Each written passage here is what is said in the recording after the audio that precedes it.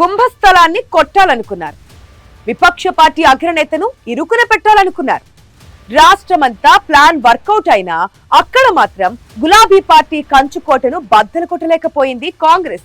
అధికార ప్రతిపక్ష పార్టీల మధ్య హోరాహోరీ పోటీ ఉంటుందని భావించినా చివరికి ఏకపక్షంగానే వచ్చాయి ఫలితాలు. నియోజకవర్గ అభివృద్ధి, నాయకత్వ సామర్థ్యానికే మద్దతిచ్చారు సిరిసిల్ల ప్రజలు. కేటీఆర్ అడ్డాలో మరొకసారి సత్తా చాటింది బీఆర్ఎస్.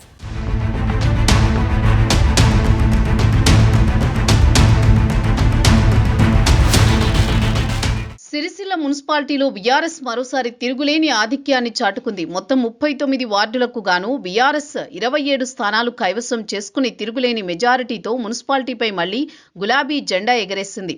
బీజేపీ 6 సీట్లు గెలుచుకుంటే అధికార పార్టీ 5 స్థానాలకే పరిమితమై సిరిసిల్లలో 3వ స్థానంలో నిలవాల్సి వచ్చింది.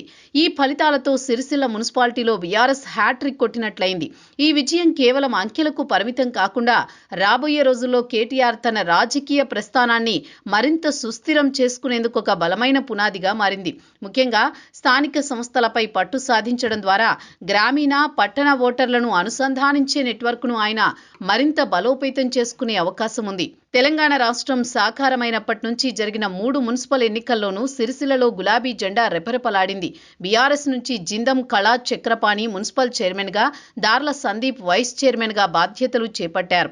రాష్ట్ర వ్యాప్తంగా కాంగ్రెస్ హవా వీచినా తన సొంత గడ్డపై పక్కా వ్యూహంతో చక్రం తిప్పి ప్రతిపక్షాల అంచనాలను కేటీఆర్ తల్లకిందులు చేశారు. మున్సిపల్ ఎన్నికల వేళ వర్కింగ్ ప్రెసిడెంట్ స్వయంగా రంగంలోకి దిగి గల్లీ గల్లీ తిరిగి ప్రజలతో మమేకం కావడం, అభివృద్ధి పనులపై భరోసా కల్పించడం పార్టీకి కొండంత బలాన్ని ఇచ్చింది.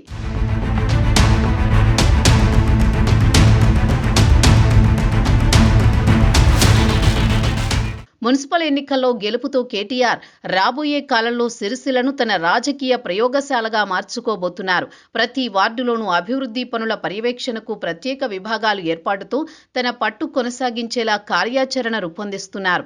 సిరిసిల్లలో త్రిముఖ పోటీ ఉంటుందని అంతా భావించినా బీఆర్ఎస్కి కాంగ్రెస్, బీజేపీ పార్టీలు రెండూ గట్టి పోటీ కూడా ఇవ్వలేకపోయాయి. అభ్యర్థుల ఎంపికలో గందరగోళం, గెలిచే సత్తా ఉన్న పాత నాయకత్వాన్ని పక్కన పెట్టి కొత్త వారికో, బలహీనమైన అభ్యర్థులకు టికెట్లు ఇవ్వడం ఈ 2 పార్టీల కొంప ముంచింది. కేంద్ర మంత్రి బండి సంజయ్ స్వయంగా ప్రచారం చేసినా, అధికార పార్టీ మంత్రులు ఎన్ని మాటలు చెప్పినా సిరిసిల్ల ఓటర్లు కేటీఆర్ నాయకత్వాన్ని నమ్మారు. రాజకీయ ప్రత్యర్థుల వైఫల్యాలను కేటీఆర్ తనకు అనుకూలంగా మార్చుకున్నారు. ప్రతిపక్షాల్లోని అసంతృప్త నేతలను, క్షేత్రస్థాయిలో బలమున్న కార్యకర్తలను ఆకర్షించడం ద్వారా సిరిసిల్లలో ఇతర పార్టీల ఉనికిని నామమాత్రం చేయగలిగారు. ఈ ఫలితాల తర్వాత సిరిసిల్లలో సమీప భవిష్యత్తులో బీఆర్ఎస్ పార్టీకి ప్రత్యామ్నాయమే లేదన్న సంకేతాలు ప్రజల్లోకి అత్యంత బలంగా వెళ్లాయి.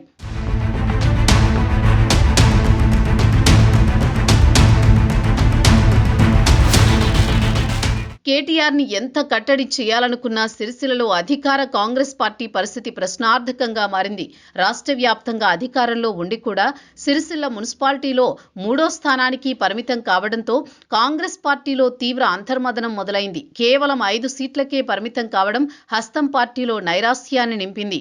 సరైన అభ్యర్థులను సకాలంలో ఎంపిక చేయలేకపోవడం, పార్టీలో మొదటి నుంచి ఉన్న వారి కంటే పక్క పార్టీల నుంచి వచ్చిన వారికి ప్రాధాన్యం ఇవ్వడం కాంగ్రెస్ని దెబ్బతీసింది. ముఖ్యంగా పార్టీలో బీఆర్ఎస్ కోవర్టులు ఉన్నారనే అనుమానాలు ఇప్పుడు కాంగ్రెస్ లో తీవ్ర చర్చకు దారితీస్తున్నాయి. ఎన్నికలకు ముందు బీఆర్ఎస్ నుంచి కాంగ్రెస్ లోకి వచ్చిన కొందరు నాయకులు ఇప్పుడు పార్టీ పరిస్థితి చూసి తొందరపడ్డామని లోలోన బాధపడుతున్నారు. పార్టీలని ప్రక్షాళన చేయకపోవడమే సిరిసిల్లలో పరాభవానికి ప్రధాన కారణమని స్థానిక నేతలు బాహాటంగానే విమర్శిస్తున్నారు. క్షేత్రస్థాయిలో పార్టీ యంత్రాంగం నిర్వీర్యం కావడం, నాయకుల మధ్య సమన్వయం లోపించడంతో అధికార బలమున్న కేటీఆర్ అడ్డాలో కాంగ్రెస్ కనీస ప్రభావం చూపలేకపోయింది. దీన్ని అవకాశంగా తీసుకున్న కేటీఆర్ కాంగ్రెస్ వైఫల్యాలను ఎండగడుతూనే ప్రభుత్వ వైఫల్యాలతో ఆగిపోయిన పనులను స్వయంగా పర్యవేక్షిస్తూ ప్రజలకు చేరువవుతున్నారు.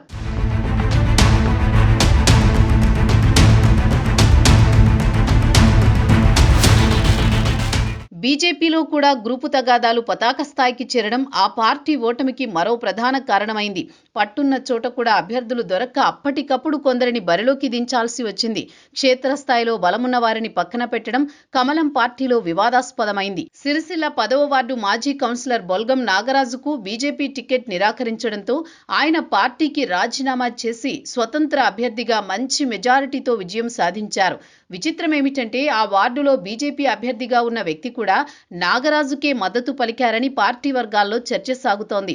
ఇలాంటి వ్యూహాత్మక తప్పిదాలతో గెలవాల్సిన మరో 3-4 సీట్లను బీజేపీ చేజేతులా జారవిడుచుకుంది. బండి సంజయ్ పర్యటనలు సైతం ఓటర్లను ఆకర్షించలేకపోయాయి. మొత్తంగా చూస్తే సిరిసిల్ల మున్సిపల్ ఎన్నికలు కేటీఆర్ బలాన్ని నిరూపించడమే కాకుండా సిరిసిల్లలో బీఆర్ఎస్ హవానే సాగుతుందన్న విషయాన్ని గట్టిగా చాటి చెప్పాయి. ముఖ్యంగా యువతను, నేతన్నలను ఆకట్టుకునేలా ప్రత్యేక పథకాలు, స్కిల్ డెవలప్మెంట్ సెంటర్ల ఏర్పాటుపై కేటీఆర్ దృష్టి సారించడం ఆయన గ్రాఫ్ని పెంచింది. అభివృద్ధి మంత్రానికి తోడు ప్రజలతో నిరంతరం సంబంధాలు బీఆర్ఎస్కి కలిసి వస్తే అంతర్గత విభేదాలు, ప్లానింగ్లో లోపం ప్రతిపక్షాలను కోలుకోలేని దెబ్బతీశాయి. రాష్ట్ర వ్యాప్తంగా రాజకీయ సమీకరణాలు మారుతున్నా సొంత నియోజకవర్గంలో కేటీఆర్ ప్రభ తగ్గలేదని, పైగా మరింత బలపడిందని ఈ తీర్పు నిరూపించింది.